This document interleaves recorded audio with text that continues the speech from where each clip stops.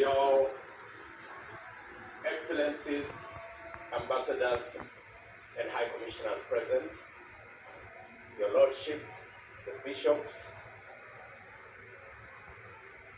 and members of the clergy in the Republic of Kenya, my good Deputy, Rigathi Gachagua, distinguished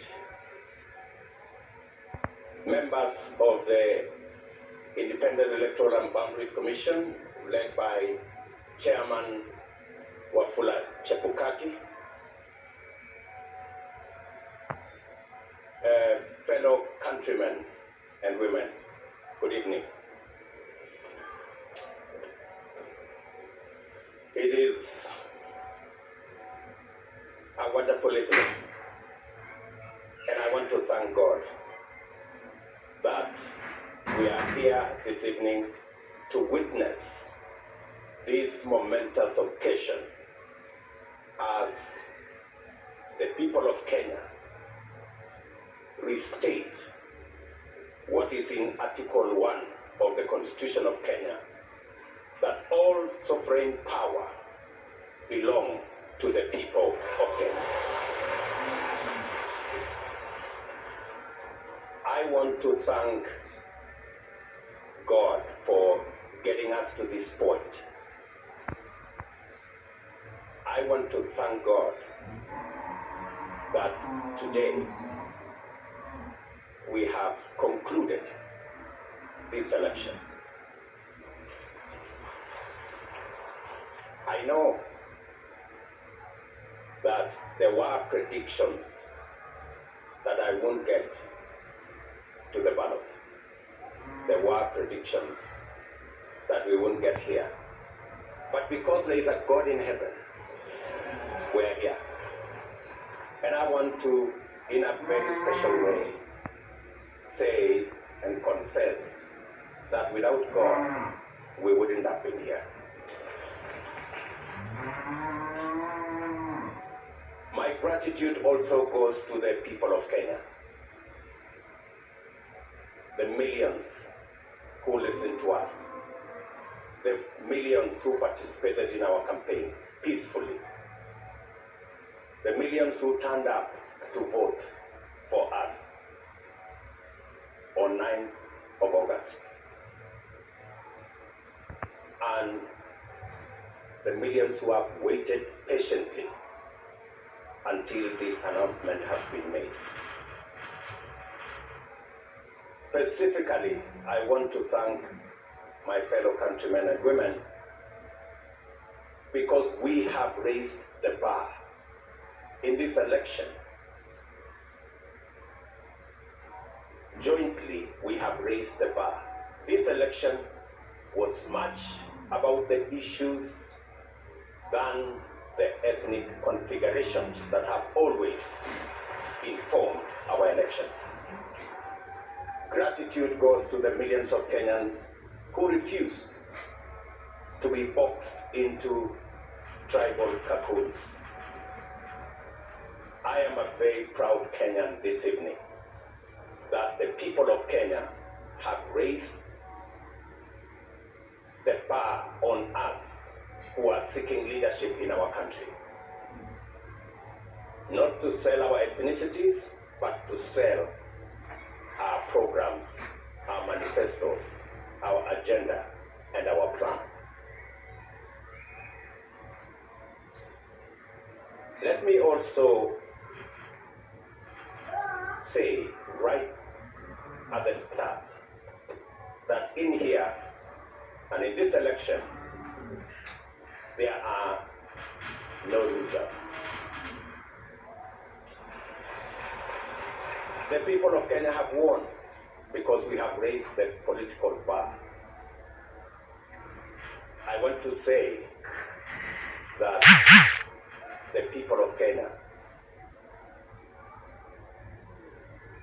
led by the 14 million who stand up to vote, are the biggest winners. The hero of this election is the IEBC. led by Wafula Chebukati. I say this with conviction that the IEBC amazed all of us. With the results in the public portal, all the servers were open. And everybody, all you needed is a simple calculator, and you would have the results. I want to congratulate the IEBC for raising the bar. And I want to say, without fear of any contradiction, that one Wafula Chebukati is our hero.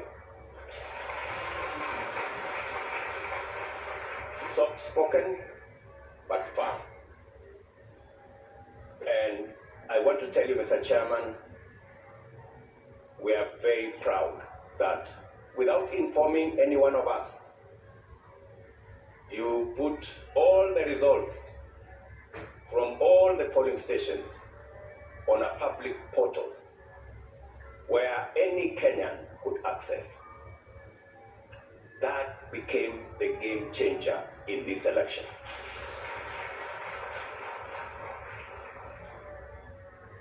Let me also,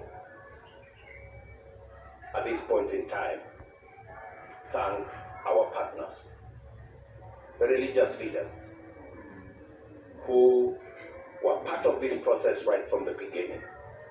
For the first time, we saw religious leaders spend time at this Darling Center and prayed for this process. I am sure their prayers will not be in vain. I also want to thank our development partners, our diplomatic community, and all the observers who came in their thousands to be part and parcel of the process right from almost 2 weeks ago to its conclusion in this auditorium. To all of them, I tell them the people of Kenya are eternally grateful that you took your time, valuable time, to watch over this process so that the right thing can happen. I want to thank my worthy competitor, the Honorable Raila Odinga,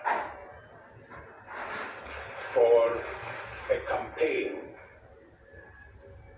that we all dwelled on issues and we tried to sell an agenda to the people of Kenya. I want to promise that I will work with all elected leaders and all leaders in Kenya so that we can fashion a country that leaves nobody behind. What the people of Kenya have done, they have assigned us responsibilities. There will be those of us who will be in the executive, but there will be those of us who will oversee what we do in the executive. Both responsibilities in government and in the opposition are important for the people of Kenya.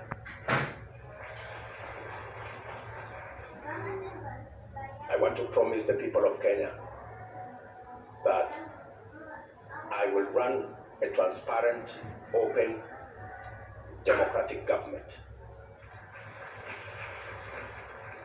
And I will work with the opposition to the extent that they provide oversight over my administration.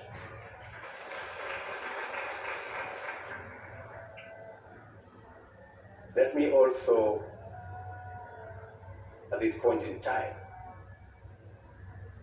acknowledge my boss, the President of the Republic of Kenya,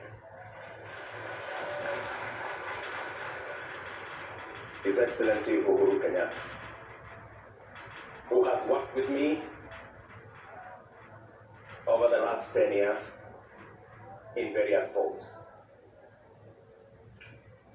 And I want to commit to the people of Kenya that I will build on the foundation that President Kenyatta and I put together and take this country to the next level. I want to promise all the people of Kenya, whichever way they voted, that this will be their government. I know many are wondering, especially those who have done many things against us. I want to tell them that they have nothing to fear. There is no room. There is nothing. There is no room for vengeance. There is no room for looking back. We are looking into the future. I am acutely aware that our country is at a stage where we need all hands on deck to move it forward. We do not have the luxury to look back. We do not have the luxury to point fingers. We do not have the luxury to apportion blame. We must close ranks and work together for a functioning, democratic, prosperous Kenya. I want to thank the members of my team,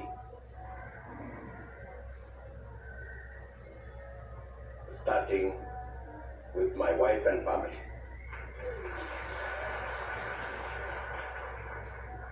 and many other prayer warriors in Kenya. And I want to confess that I have been prayed into victory.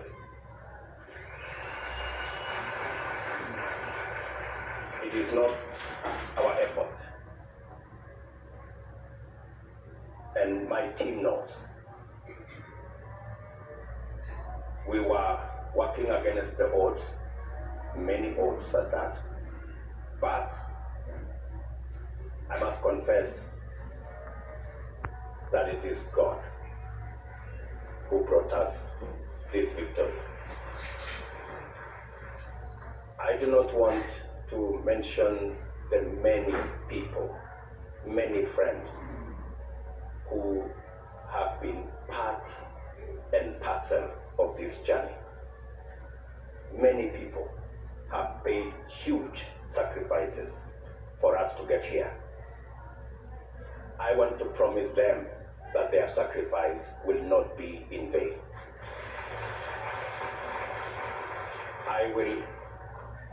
I and my team and I will work very hard to make sure that we don't let the sacrifices made by many Kenyans, we don't let them down.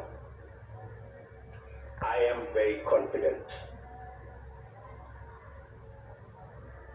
that this country will come together and we can move forward as one united, democratic, and prosperous country. I want to ask our religious leaders from across Kenya to pray for us and to pray for the unity and prosperity of our country.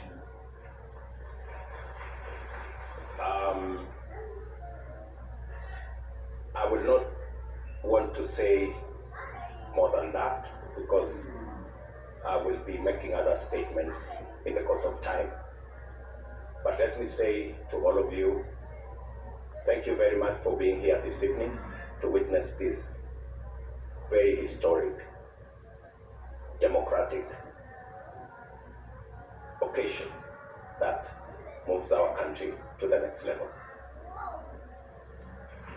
And let me thank my very able deputy, for the sacrifice and the commitment he has demonstrated and the hard work he has put in, together with all our teams, Musalia Mudavadi, Moses Otangula, J.B. Muturi, Mr. Mutua, Amazon King, and all. Let me not go down that route because I will disappoint some people, because that list is very long, especially the men and women members of parliament who were elected with us in Jubilee, and they have paid a heavy price for us to get here. Ladies and gentlemen, Waheshimiwa, let me say I owe you. You are great people. The sacrifices you made, withstanding the many incidences of blackmail and threats, I want to tell you, you have earned your place in the history of Kenya, because today we're going to form a government together to serve the people of Kenya. So, with those many remarks, let me say to all the people of Kenya, I give you my word that I will work hard to make sure that this nation moves to the next level. If you like.